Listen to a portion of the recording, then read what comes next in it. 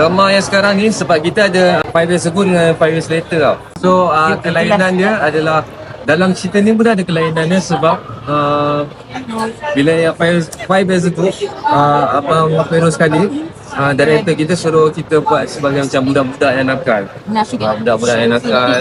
And then bila dah 10 tahun akan datang, dia semua matang. Tapi dia bukan nakal lah, dia macam ada jahat sikit.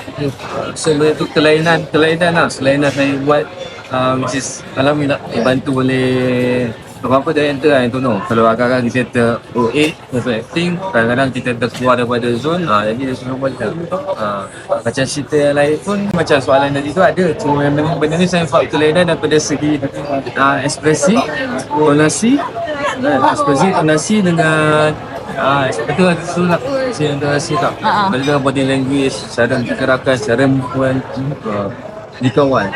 Macam-macam macam ni. Macam mana chemistry berlaku dengan Amir Anas? Saya second time dengan Amir.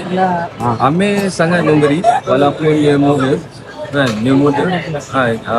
And then bagi saya dia senang nak bekerjasama, senang memberi idea, senang untuk kita bertolak ansur, senang. Itulah komen saya bersama Amir. So best lah.